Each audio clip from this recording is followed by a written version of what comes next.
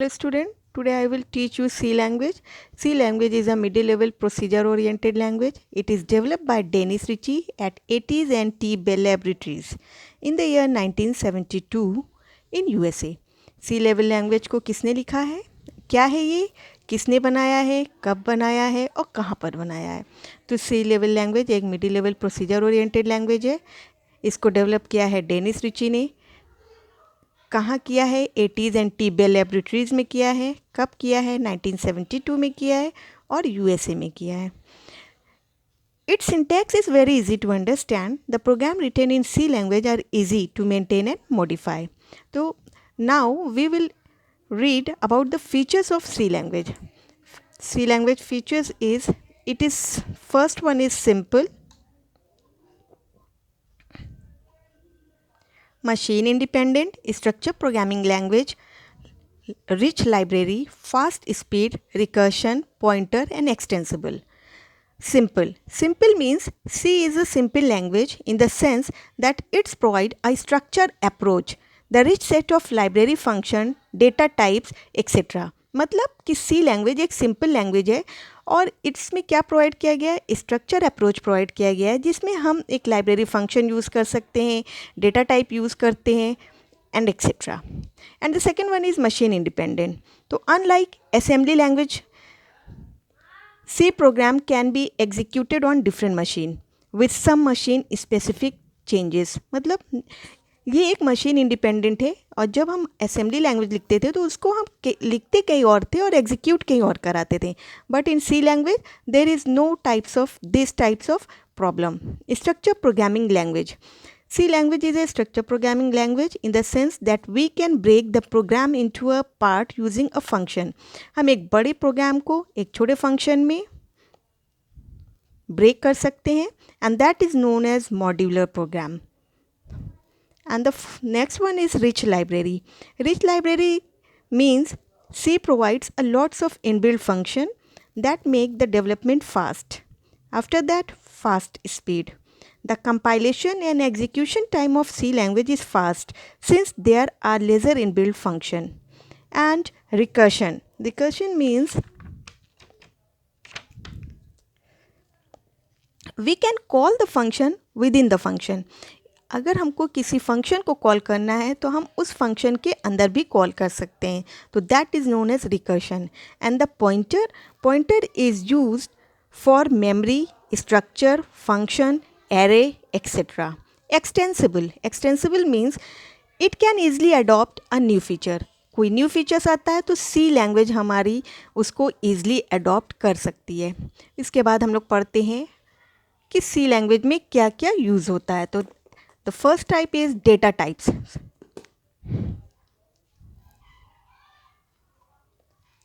C language में mainly 4 तरह के डेटा टाइप्स होते हैं जिसे बोलते हैं character, integer, float, double.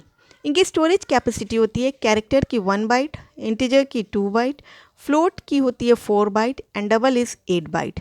Character means ABCD जो कि सिंगल इन्वर्टेड कॉमा में एनक्लोज होता है. इंटीजर एनी नंबर, किसी भी नंबर को हम इंटीजर बोल सकते हैं, बस उसमें डेसिमल नहीं लगा होना चाहिए. और फ्लोट क्या करता है, डेसिमल डिजिट्स को यूज़ करता है. फ्लोट के अंदर हम डेसिमल डिजिट्स को लिखते हैं. एग्जाम्पल हमने दिया हुआ इसमें. एंड डबल भी डेसिमल पॉइंट को ही यूज़ करता है. Is that clear to all? Now we will read about syntax of C language. First of all header files आती है और हेडर फाइल को .h से डिनोट किया जाता है. तो इसमें पहले हमने यूज़ किया hash include studio.h, hash include conio.h, फिर मेन फंक्शन, फिर 2 कर्ली ब्रेसेस के अंदर ये लाइंस जो है वो स्टेटमेंट होता है. तो ये इनके बीच में हम सारे स्टेटमेंट्स लिखते हैं. ठीक है.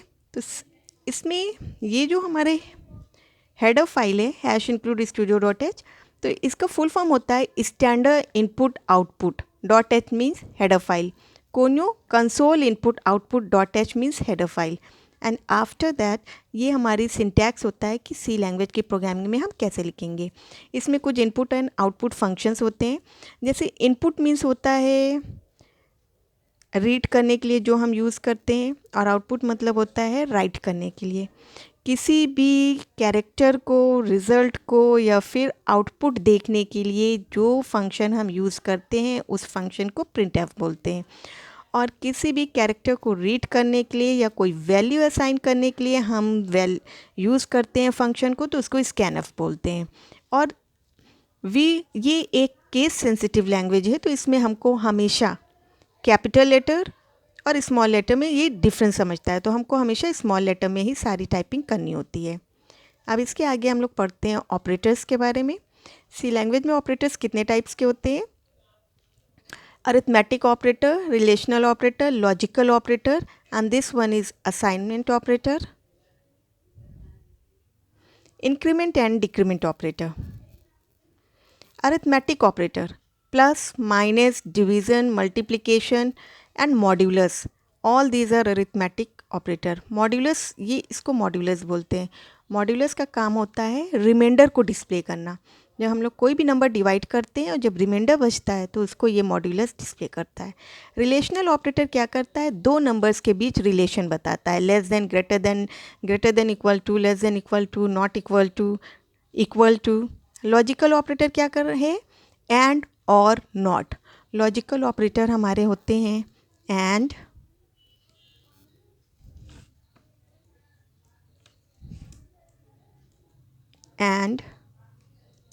और नॉट, ये होते हैं लॉजिकल ऑपरेटर। असाइनमेंट ऑपरेटर, जब कोई वेरिएबल किसी वैल्यू को असाइन करता है तो उसको असाइनमेंट ऑपरेटर बोलते हैं। और असाइनमेंट ऑपरेटर इक्वल टू से डिनोट होता है। यहाँ पे देखिए, इक्वल टू, ये यहाँ पर ये इक्वल टू यूज़ किया गया है, तो ये असाइनमेंट ऑपरेटर का काम होता है। Increment and decrement operator, increment मतलब होता है किसी में एक नंबर को ऐड कर देना, जितने भी नंबर आप ऐड करना चाहते हो, मीन्स +1, एंड डिक्रीमेंट मीन्स -1। इसको प्लस प्लस से इंक्रीमेंट को डिस्प्ले करते हैं और माइनस माइनस को, डिक्रीमेंट ऑपरेटर को माइनस माइनस से करते हैं। इंक्रीमेंट और डिक्रीमेंट ऑपरेटर भी दो तरह के होते हैं। एक होता है पोस्ट इंक्रीमेंट और एक होता है प्री इंक्रीमेंट।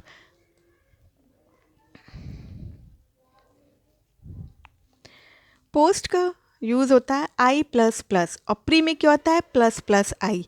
ये क्या करता है? पहले i की वैल्यू को लिखता है, उसके बाद उसमें एक नंबर को ऐड करता है। और प्री में क्या करता है? इसमें बिफोर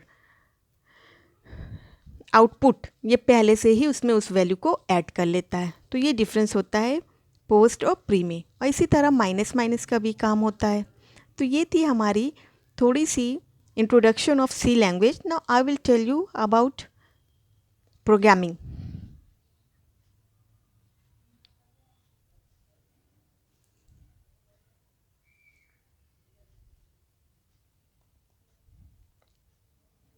ये है टर्बो C++, इसमें जाएंगे और हम प्रोग्रामिंग करेंगे, क्योंकि सी लैंग्वेज को हम टर्बो C++ में ही जाकर लिखते हैं। ठीक है, इसके और भी ऐप्स हैं, लेकिन हम टर्बो C++ में इसको टाइपिंग करते हैं। फाइल पर जाएंगे, न्यू फाइल लेंगे, और यहाँ पर हम प्रोग्रामिंग करने जा रहे हैं। सबसे पहले हम आपको एक इजी प्रोग्रामिंग बताते हैं जिसमें दो नंबर को ऐड करना है। तो इसको हम कैसे करेंगे, let's see. First of all we will write #include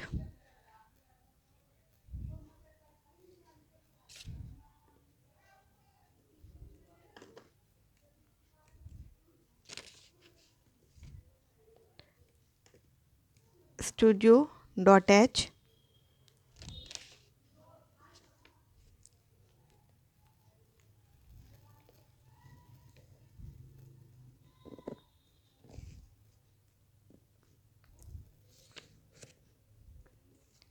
#include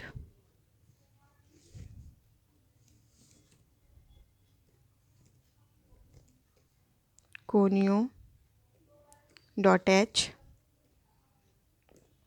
main function. ये हमने आपको सिंटैक्स में बताया था कि इसके सिंटैक्स होते हैं। मेन फंक्शन लिखेंगे, उसके बाद हम लोग कर्ली ब्रेसेस बनाते हैं, ये होता है कर्ली ब्रेसेस, और जो भी स्टेटमेंट इन ब्रेसेस के अंदर लिखा जाता है उसको हम स्टेटमेंट बोलते हैं। ठीक, अब नाउ हमको नंबर डिक्लेयर करना होगा और नंबर डिक्लेयर करने के लिए हम वेरिएबल्स का यूज़ करते हैं। तो सबसे पहले हम डेटा टाइप्स लेते हैं। तो नंबर हमारा 10, 20, 30, 40 ऐसे कुछ भी हो सकता है, मोर देन 10, 20, 30, 40 भी हो सकता है। तो नंबर में कोई डेसिमल पॉइंट नहीं है, तो इसके लिए हम उसको डेटा टाइप्स क्या लेंगे, इंटीजर। इंटीजर ए ले लिया, कॉमा बी, कॉमा सी और सेमीकोलन।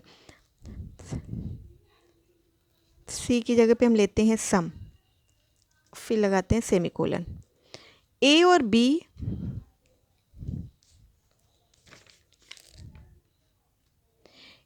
बी हमारे दो वेरिएबल्स हैं जो दो वेरिएबल को इनपुट करेंगे और ऐड किस में करेंगे, ऐड ये सम में करेंगे। तो सम में हमारी वेरिएबल क्या हो जाएगी, ऐड हो जाएगी। तो इसको आगे हम लोग देखते हैं।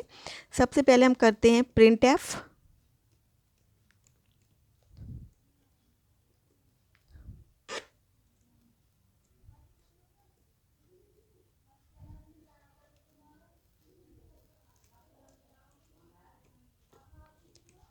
जब हम enter two number 2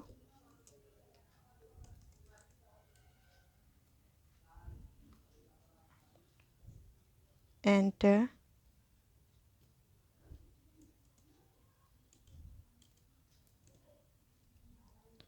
to number bracket close semicolon, scanf %d comma and a comma ampersand b semicolon.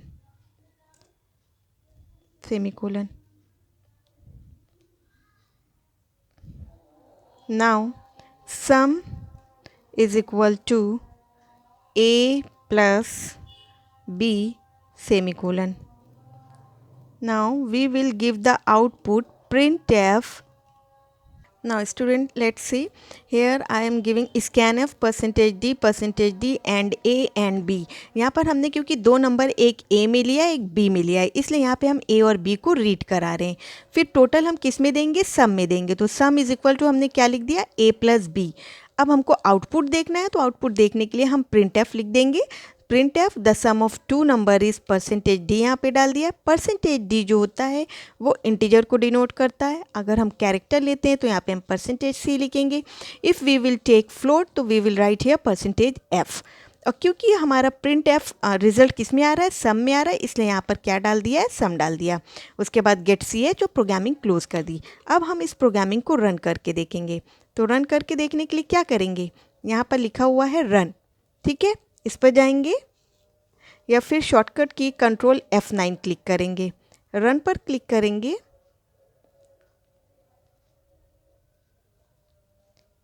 ये पूछ रहा है एंटर टू नंबर, मैंने डाल दिया 20 and 30, 20 30, 20 + 30 इज़ 50। तो अब आउटपुट क्या आ जाएगा, the sum of two number is sorry here is some mistake. हम फिर से मैं इसको रन करा रही हूँ, कंट्रोल F9।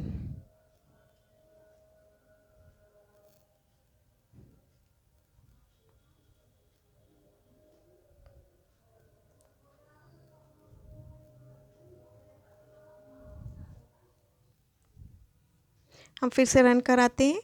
तो यहाँ पे रन पर जाएंगे, क्लिक करेंगे या फिर शॉर्टकट की कंट्रोल F9 क्लिक करते हैं। तो देख एंटर टू नंबर, दो नंबर पूछ रहा है। तो पहला हमने दे दिया 50 और दूसरा नंबर भी हम दे देंगे 50। तो 50 + 50 इज़ 100। तो the sum is equal to 100, the sum of two number is 100। तो यहाँ पे ये आउटपुट आ गया है, ठीक है। तो ये होती है हमारी सी लैंग्वेज। तो सी लैंग्वेज में इस तरह से हम देते हैं। और जब भी कभी हम सी लैंग्वेज में जो भी प्रोग्रामिंग लिखते हैं उसको सेव करते हैं तो .cpp ऐड करते हैं। तो यहाँ पे देखिए फाइल में ऑलरेडी पहले यहाँ पे हमने कोई फाइल नेम सेव नहीं की है, बस फिर भी यहाँ पे .cpp लिखा हुआ है। तो आपको ये समझाने के लिए मैं बता रही हूँ। यहाँ पे क्लियर स्क्रीन हमने यूज़ किया है। क्लियर स्क्रीन का काम होता है जब कभी भी आउटपुट आता है स्क्रीन पर, बैक स्क्रीन पर, तो वो पहले का जितना भी आउटपुट है उसको क्लियर कर देता है, ठीक है।